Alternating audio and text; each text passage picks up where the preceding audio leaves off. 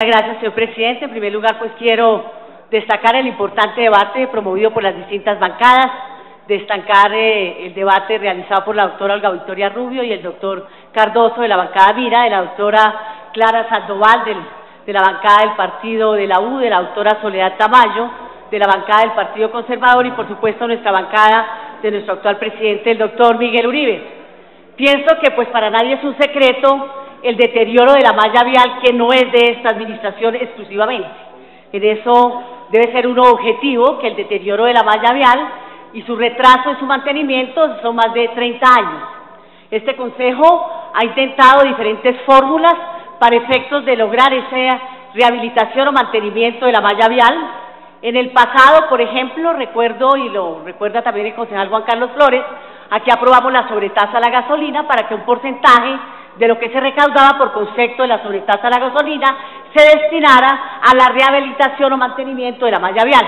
Desafortunadamente, en ese momento, el Consejo del momento no tomó la decisión de que el 100% del recaudo de sobretasa a la gasolina fuera exclusivamente para el mantenimiento de la malla vial, a pesar de que recuerdo también con el concejal Juan Carlos Flores fuimos ponentes de esa iniciativa y quisimos que el 100% fuera para el mantenimiento, pero el Consejo tomó una decisión distinta, respetable, que no compartí en su momento, pero que era destrozar realmente y no se podía medir el impacto de lo que se recaudaba por concepto de la sobretasa para efectos de que fuera destinado exclusivamente para estos efectos. Entonces, las distintas administraciones han tratado con diferentes fórmulas de darle respuesta a esa que es una problemática de la ciudad. Haciendo pues el reconocimiento a las intervenciones de los distintos colegas, pues no me voy a referir a todos los aspectos a los cuales ellos han hecho referencia. Yo voy a centrar más que todo mi intervención en lo que tiene que ver con la responsabilidad. La máquina tapa huecos. ¿Y quién responde? ¿Cuáles son los hechos? ¿Qué hizo la unidad de mantenimiento vial?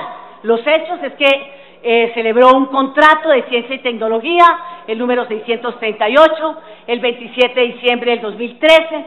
¿Cuál era el objeto? Aplicar la tecnología de parcheo por inyección a presión neumática para acciones de movilidad en la malla vial de la ciudad de Bogotá. El contratista era Greenspatcher Colombia SAS y el NID con el número correspondiente. ¿Cuál era el valor o cuál es el valor de ese contrato? Por 11.822.522.148, incluido el IVA. ¿Cuál es el plazo de ese contrato? Dice 6 meses y o hasta agotar el presupuesto oficial. El número de huecos a tapar, ¿cuál es la meta? 220.000 huecos. Entonces, si uno analiza 220.000 huecos para tapar en 6 meses son más o menos 180 días, sería más o menos 1.222 huecos por día.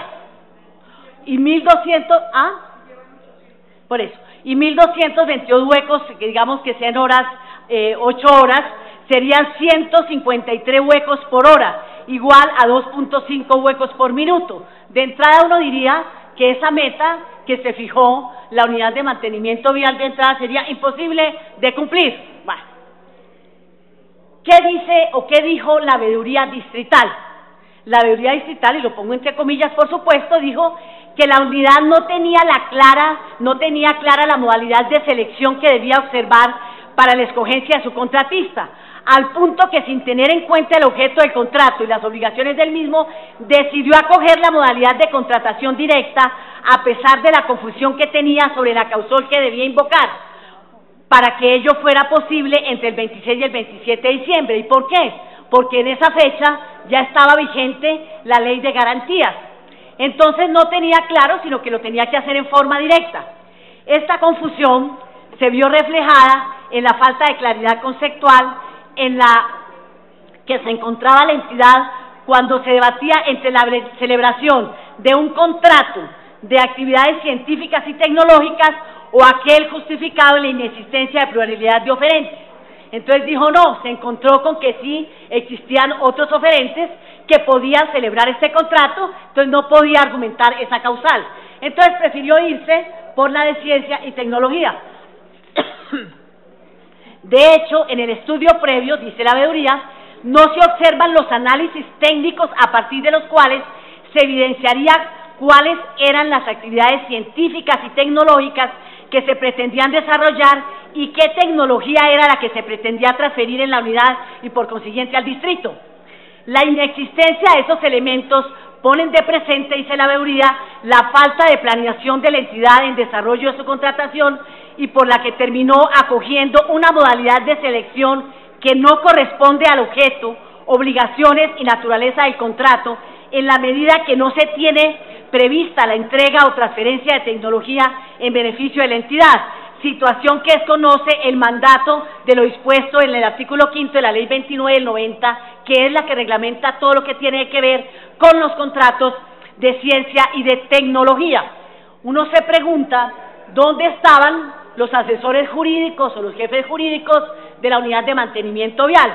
Hasta donde yo entiendo, fue necesario, o no sé, que me lo ratificará o me lo confirmará o me dirá si no es así, la señora directora de la unidad de mantenimiento, si no contrataron a otra persona ajena a la entidad, un contrato externo, me dirá, para efectos de esta asesoría.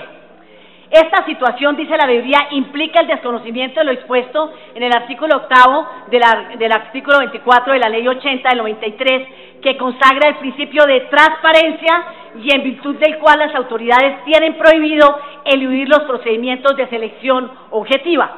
Lo que en realidad debió haber celebrado la unidad era un contrato de obra, lógico, toda vez que el contrato de ciencia y tecnología tiene por fin último el reparcheo, que no es otra cosa que el mantenimiento de la malla vial de la ciudad, es decir, un procedimiento constructivo tipificado como una obra pagada a precios unitarios fijos y monto agotable, con la gravedad que nos quedamos sin la póliza, porque como no es de la esencia del contrato de ciencia y tecnología, pues gravísimo. En conclusión, la unidad celebró, dice la veeduría, un contrato de obra con la apariencia de un contrato de ciencia y tecnología sin el cumplimiento de los requisitos legales para adelantar el reparcheo y mantenimiento de la malla vial de la ciudad. Esa situación tiene repercusiones, dice la veeduría, en los intereses patrimoniales de la entidad y del distrito mismo, los cuales se explican a continuación. ¿Qué dice? En primer lugar, la unidad, con la excusa de la celebración del contrato de ciencia y tecnología, omitió exigir al contratista la constitución del amparo de estabilidad y calidad de la obra para proteger de los perjuicios que se le ocasionaron como consecuencia de cualquier tipo o daño o deterioro, independientemente de su causa, sufridos por la obra entregada, imputables al contratista y cuya vigencia se inicia a partir del recibo a satisfacción de la obra en una vigencia de 5 años. En segundo lugar, como la unidad no tuvo en cuenta la naturaleza real del objeto contractual y acudió a la modalidad de contratación directa para la celebración del contrato, no solicitó al contratista el RUP para calcular su capacidad residual, requisito habilitante consagrado por la ley como indispensable en los contratos de obra. Este aspecto cobra particular relevancia si se tiene en cuenta que la firma aportó un RUP en el que consta que a 24 de diciembre del 2013 tenía un capital de 5 millones, mientras que el valor del contrato era de 11.222 millones. En tercer lugar, dice la veeduría, la unidad, escudándose en la modalidad de selección objetiva, no estableció la capacidad financiera del oferente en observancia del principio de selección objetiva. Los contratos utilizados por la firma no cumplían con el requisito mínimo establecido para acreditar la experiencia específica exigida en el acto administrativo de justificación de la contratación. Esta situación evidencia que la unidad no verificó los factores habilitantes o condiciones del proponente requeridas en el estudio previo y el acto administrativo de justificación de la contratación directa. En virtud del expuesto, dice la veeduría, es posible afirmar que se vulneraron los principios de responsabilidad, transparencia y selección objetiva inherentes a la contratación estatal y al ejercicio de la función administrativa. Muy bien, me parece la labor que desarrolló la veeduría distrital, la comparto total e íntegramente. Ya va un organismo de control. ¿Qué dice la Contraloría de Bogotá? Dice, el instrumento de gestión 638 no es un contrato de ciencia y tecnología, sino de obra pública, y la unidad de mantenimiento vial le dio el señalado alcance solo para eludir la modalidad de la selección, que era la licitación pública. Segundo, De ejecutarse el referido contrato en los términos pactados, el Distrito Capital se vería abocado a pagar mayores costos por el parcheo de los huecos de la ciudad por valor de 4.109 millones, lo cual se infiere de comparar los precios cuando dicha actividad la adelanta la unidad de mantenimiento con los presentados en la propuesta de la sociedad contratista. ¿Qué más dice la Contraloría?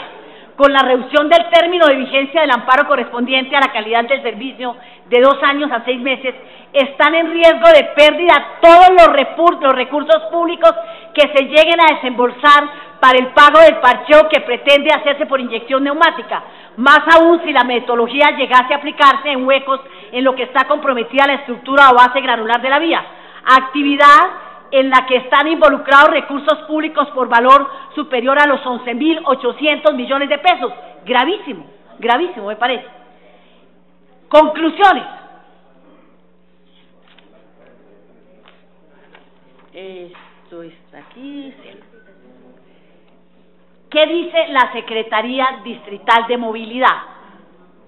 Ellos dicen, así pues la Secretaría Distrital de Movilidad no tiene ni tuvo participación en el proceso de contratación de la máquina denominada tapahuecos. Eso contestó en la proposición que formulamos con el concejal Miguel Uribe, textualmente así lo dijo el secretario de Movilidad, toda vez que quien celebró el contrato es la unidad de mantenimiento vial, entidad descentralizada con personería jurídica que contrata en virtud del artículo 2 de la Ley 80 de manera autónoma e independiente, eso sí, sujeta a las normas establecidas en el Estatuto General de Contratación Pública. Y dice, ¿qué más dice la Secretaría de Movilidad?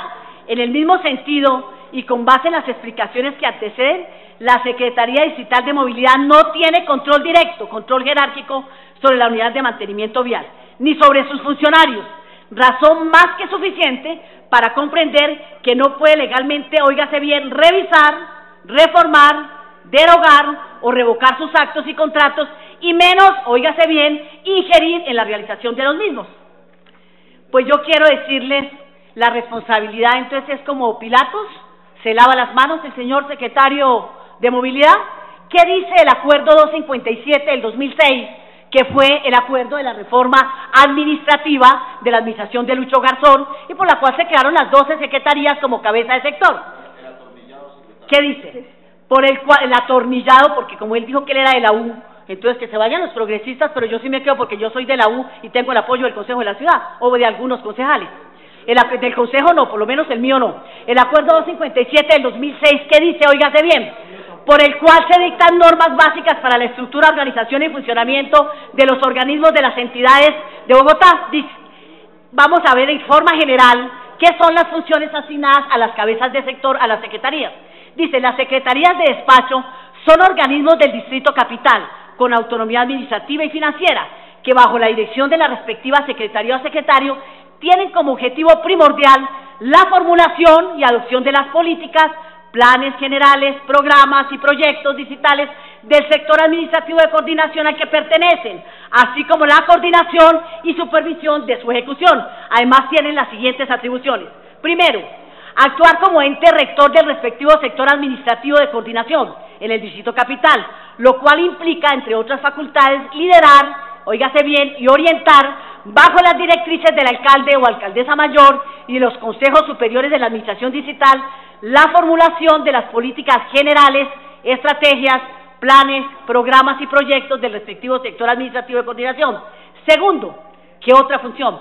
Coordinar y dirigir la participación del respectivo sector administrativo de coordinación en la formulación y ejecución del plan de desarrollo económico y social y obras públicas.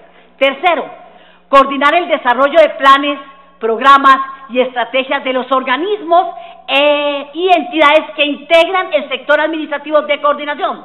Cuarto, coordinar, orientar y controlar la gestión de las entidades que a cada uno de ellos estén adscritas y vinculadas como pertenecientes al sector respectivo. Quinto, diseñar y organizar en conjunto con los organismos y las entidades que integran el sector administrativo de coordinación los mecanismos de evaluación, de gestión y de resultados. Ahora miremos qué dice el artículo 37 de esa reforma, de ese acuerdo. Comités sectoriales de desarrollo administrativo. En cada sector administrativo de coordinación Funcionará un comité sectorial de desarrollo administrativo, cuyo objeto será la articulación, oígase bien, para la formulación de políticas y estrategias del sector, así como el seguimiento a la ejecución de las políticas sectoriales y de desarrollo administrativo. Cada comité sectorial de desarrollo administrativo estará integrado por la secretaria o secretario, cabeza del sector, y las directoras o directores, gerentes o jefes de organismo de entidad que lo conforman. No iría a ningún de esos comités el señor secretario de Movilidad. Mecanismos de control, que dice también ese acuerdo. Control administrativo para el seguimiento de la implementación de las políticas públicas. El alcalde o alcaldesa mayor, en su calidad de jefe de gobierno y de la administración distrital y representante legal del Distrito Capital, ejerce control administrativo sobre los organismos y entidades que conforman dicha administración, y las secretarías o secretarios de despacho ejercen control administrativo sobre los organismos y entidades que conforman el sector administrativo de coordinación a su cargo. Este control se orientará a constatar, óigase bien, y asegurar que las actividades y funciones de los organismos y entidades se cumplan en armonía con las políticas generales y sectoriales, los principios de la función administrativa, las misiones y objetivos de los organismos y las entidades con el Plan de Desarrollo Económico y Social y de Obras Públicas. ¿Qué dice ahora concretamente para el secretario de Movilidad? Estas serán las funciones que tienen generales las cabezas de sector. Ahora miremos misión del sector movilidad. El sector movilidad tiene la misión de garantizar la planeación, gestión, ordenamiento, desarrollo armónico y sostenible de la ciudad en los aspectos de tránsito, transporte, seguridad e infraestructura vial y transporte. Artículo 107. Integración del sector de movilidad. El sector de movilidad está integrado por la Secretaría Distrital de Movilidad, cabeza de sector, y las siguientes entidades adscritas: Establecimiento Público, Instituto de Desarrollo Urbano; Establecimiento Público, Fondo de Educación y Seguridad Vial, FONDAV; Unidad Administrativa Especial de Rehabilitación y Mantenimiento Vial. ¿Qué dice el artículo 108 con relación a las funciones de la Secretaría de Movilidad? Dice: la Secretaría Distrital de Movilidad tiene las siguientes funciones básicas: formular y orientar la política sobre la regulación y control del tránsito, el transporte público urbano en todas sus modalidades, la intermodalidad y el mejoramiento de las condiciones de movilidad y desarrollo de la infraestructura vial y de transporte. Tercero, mire lo que dice acá: liderar, pónganle atención a esta función, liderar y orientar las políticas para la formulación de los planes, programas y proyectos de construcción, mantenimiento y rehabilitación de la infraestructura vial y de transporte en el distrito. Pero el señor secretario de Movilidad en la respuesta dice que no tiene nada que ver, que él no controla absolutamente nada. Entonces no fue a los comités, no está cumpliendo con las funciones que le asignó por disposición de este consejo, que fue un proyecto de acuerdo de iniciativa del alcalde mayor de la ciudad y que aprobó este consejo. Las consecuencias del control, ¿qué pasa?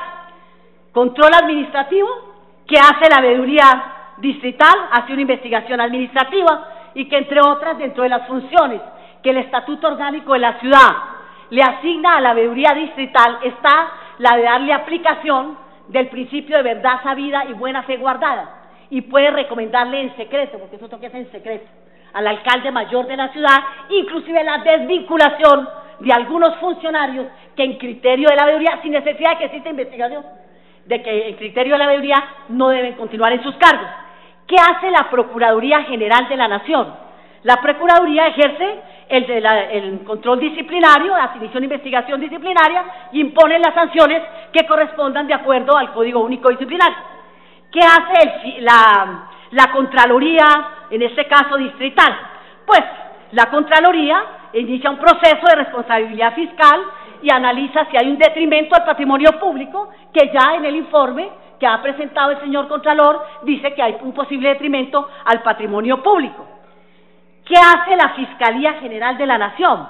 La Fiscalía General de la Nación inicia un proceso, si hay lugar a ello, un proceso penal, y si considera al final del proceso que hay lugar a una condena penal, pues se establece la respectiva condena. Y pregunto ahora, ¿qué hace el político? el control político del Consejo de la Ciudad, ¿qué hace? No solamente hacer el debate. Yo le pregunto a la doctora Clara Lucía Sandoval, si está por acá, ¿usted quedó satisfecha con las respuestas que formuló el secretario de Movilidad, la secretaria de la unidad, la directora de la unidad de mantenimiento vial, a las proposiciones que usted presentó? Yo le pregunto, ¿usted quedó satisfecha? No. Doctora Olga Victoria, doctor Cardoso, ¿ustedes quedaron satisfechos con las respuestas que les dieron a su proposición la señora secretaria, el señor secretario de Movilidad, la señora directora de la unidad de mantenimiento vial? Presidente, doctor Miguel Uribe, yo le pregunto, ¿usted quedó satisfecho con las respuestas que nos dieron la señora secretaria, directora de mantenimiento vial, de la unidad de mantenimiento vial, y el señor secretario de Movilidad y los funcionarios citados? ¿Usted quedó satisfecho con esas respuestas que nos dieron? No. No, yo tampoco quedé satisfecha. Entonces, ¿qué pasa? Yo le pregunto a los demás concejales si ustedes quedaron satisfechos con... ¿Usted, doctor, quedó satisfecho? ¿Osman, la doctora Lucía Bastías quedó satisfecho? ¿El doctor Juan Carlos Flores le parecieron bien las respuestas? ¿Insatisfecho el doctor Celio Nieves? Que le quiere cómo le parecieron esas respuestas. ¿A usted, el doctor Jorge Durán, está de acuerdo con esas respuestas que nos dieron? Si la mayoría de este consejo no está de acuerdo con las respuestas que dieron los funcionarios citados, ¿dónde está lo político? ¿Dónde está lo que nosotros tenemos que hacer y que este consejo nunca ha hecho? Este consejo nunca ha aplicado una moción de censura a un secretario. Y yo creo que esta es la oportunidad. Los ciudadanos se preguntan, y en el pasado nos decían, ¿qué pasó con el Consejo de la Ciudad que nunca propuso una moción de censura, ni nunca fue aprobada una moción de censura con todo lo que pasó en la administración de Samuel Moreno? Entonces, ¿por qué nosotros tenemos que esperar a que otros organismos se pronuncien? ¿Por qué el Consejo de la Ciudad no hace uso de esa facultad que le dio la ley y que fue plasmada en nuestro reglamento del Consejo, de poder establecer la moción de censura para los secretarios a la terminación del debate? Yo me permito proponer, y está lista la carta para que la firmen, porque debe ser propuesta por las 2/3 partes de los funcionarios, de los concejales de la ciudad, y debe ser presentada en la plenaria. ¿Cómo así que el señor dice que él no tiene nada que ver con esto, que él no puede controlar? Si aquí acabo de leer textualmente cuáles son las funciones generales a todos los cabezas de sector y cuáles son las específicas para el señor secretario de Movilidad. De manera que yo creo que este consejo no puede, tras de este problema que tenemos del deterioro de la malla vial de la ciudad, pasar por alto que adquieren una máquina bajo una modalidad de contratación que está claro, lo dijo la Contraloría, lo dijo la Veeduría, no sé si la Personería se ha pronunciado, lo dice este consejo de la ciudad, que utilizaron un contrato para evadir una licitación pública, una modalidad contractual que es la de ciencia y tecnología, y entonces tenemos que quedarnos callados a ver qué más nos dicen. No, es que eso no funcionó, hay problemas desde el inicio de la contratación, y el mismo alcalde también tiene responsabilidad. Ahora no digan que es que somos oposición, nosotros nos oponemos, o por lo menos en mi caso, a todo lo que no esté conforme a la Constitución, a la ley y a los acuerdos de ese Consejo de la Ciudad. Y todos, cuando nos posesionamos, incluidos nosotros, que somos servidores públicos, juramos cumplir la Constitución y la ley y los acuerdos del Consejo de la Ciudad. Entonces yo les propongo respetuosamente a los colegas que firmemos esa proposición de moción de censura al secretario, que, como lo dice el concejal Sanguino, está muy atornillado. Él fue el que me informó ayer que él no había renunciado. Que yo dije, mire, ahí se ve lo apresurado que es Petro. Si él hubiera pensado con calma, porque además yo creo que él más o menos veía la que se le venía, ya debió tener preparada su gabinete y decirle, mire, ustedes no se van, ustedes se quedan. Yo sé que ustedes quieren ser solidarios conmigo, pero no se vayan. Pero resulta que por el impulso les dijo, renuncien todos, y no sé cómo sería la cosa, y renunciaron todos. Y parece, dicen por ahí las malas lenguas, que sacó el decreto aceptando la renuncia. ¿Y ahora qué va a pasar? Que entonces va a llegar una terna con un alcalde de las progresistas, con un gabinete de la Unidad Nacional. Entonces yo creo que pensando en eso fue que el secretario de Movilidad dijo, yo aquí estoy y aquí me quedo, porque finalmente a mí me nombraron acá, me nombró el alcalde, y me acuerdo que el secretario de gobierno de la época, el señor Jaramillo, salió a decir, ¿y eso qué tiene de raro? Sí, es de la U, y que ahí uno le puede consultar aquí a los concejales. Y entonces, bueno, ahí es donde viene la distorsión que hay entre lo que piensa la ciudad del consejo y de la política. Porque entonces algunos dirán, no, pero es que este señor tiene el respaldo de los concejales, ¿y cómo vamos a firmar esa moción de censura? No se puede. No se puede porque tiene el respaldo político. Entonces por eso los ciudadanos, ay, esos políticos, los detestamos, no los queremos. Por eso es que dicen los ciudadanos eso. Pero ¿cómo si están las evidencias de todo el pésimo proceso de contratación?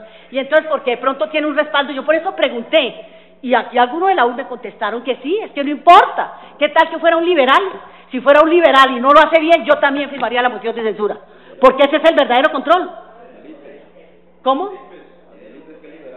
¿Genero Correa qué? ¿De quién? Ah, yo no sé si sea el jefe, eso sí, yo no sé, esas jefaturas no sé, pero lo que sí sé es que hay un respaldo en el Consejo de la Ciudad. Entonces a mí me encantaría que por primera vez el Consejo de la Ciudad, en pleno, firmara una moción de censura. Yo creo que eso le aplaudiría a la ciudad, tras de que está re mal en su malla vial, y ahora todos callados esperando a ver qué nos va a contestar. Ella ya nos contestó por escrito. El secretario de Movilidad ya nos contestó por escrito. Yo le preguntaba a todos los citantes y ninguno quedó satisfecho con la respuesta. ¿Qué es lo que dice la moción de observación? Que usted la puede proponer con las 2/3 partes de los miembros de la corporación y que se votará entre el tercero y no sé qué día No, es que lo hace uno público. Si yo encabezo firmándola, entonces yo invito a los demás colegas que lo hagan por el bien de la ciudad, porque cada organismo tiene sus competencias y se está pronunciando, y el Consejo siempre callado, el Consejo no dice nada. Pues hagamos por primera vez uso de esa facultad que nos asigna la ley y la Constitución, y aquí la ley y el reglamento del Consejo, y pongamos esa moción. Es que está claro, ustedes leyeron, y por eso transcribí textualmente lo que dice el señor secretario, que él no tiene nada que ver en eso, porque él no tiene control. Entonces, qué pesar que el señor no conoce ni siquiera cuáles son sus funciones. ¿Cómo podemos tener de secretario de Movilidad a una persona que no sabe cuáles son sus funciones como cabeza de sector? Por eso la movilidad en la ciudad está como está. Yo entiendo y soy objetiva en eso, esos problemas no son solamente o vienen desde esta administración, pero agravados con gente que no tiene la experiencia administrativa, que no tiene el conocimiento y que ni siquiera sabe cuáles son sus funciones. De manera, señor presidente, que yo termino este debate. Aquí está lista para que los que quieran firmarla, podamos firmar esa moción de censura al señor secretario de Movilidad. Y alguien diría, ¿y por qué no a la directora de la Unidad de Mantenimiento Vial?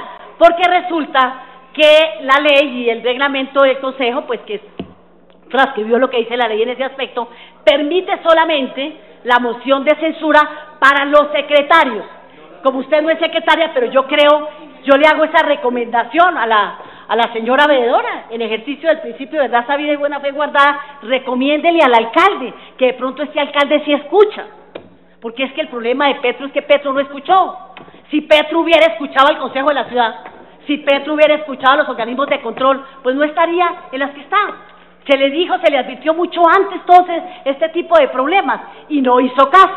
De manera que yo respetuosamente propongo la moción de censura para el señor secretario de Movilidad. A mí no me satisface para nada las respuestas, quedó claro, él dijo esto y yo demostré que lo que dijo no se correspondía con las funciones que le asignó este Consejo por el acuerdo que se hizo la reforma administrativa. Muchas gracias, señor presidente.